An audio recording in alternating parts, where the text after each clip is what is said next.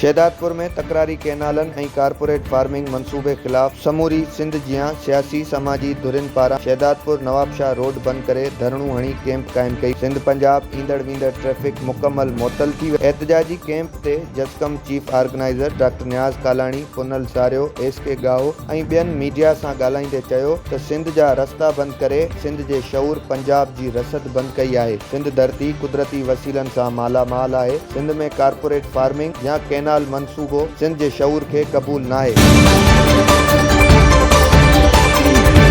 मलीर ऐं कंदकोट में वकीलनि जी धुरिन ते पुलिस तशद्दुद। सिंधु मां तकरारी कैनाल ऐं सिंध जी लखें एकड़ ज़मीन कारपोरेट फार्मिंग लाइ ॾियण ख़िलाफ़ मेहर जे वकीलनि ऐं SUP अॻुवाणनि पारां इंडस हाईवे एवाण मोरी वटि धरणो हयो वियो।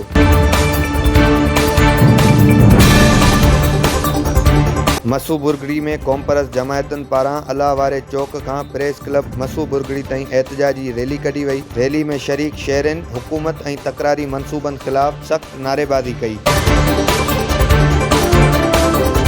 गड़ी खैरो में कैनालन ऐं कारपोरेट फार्मिंग खिलाफ़ हिंदू पंचायत पारां एहतजाजी रैली कढी वई। रैली जी अॻुवाणी डॉक्टर रमेश लाल, अनु कुमार, जयपाल दास, पप्पू मल करे रहिया हुआ। रैली खे अॻुवाणनि ख़िताब कंदे चयो त अञा बि वक़्तु आहे हुकुमरान होश खां कमु वठनि। सिंध सां थींदड़ नाइंसाफ़ी बंदि कई वञे। धरती जी ज़मीन ऐं कैनाल मंसूबो 7 करोड़ अवाम जो मसइलो आहे।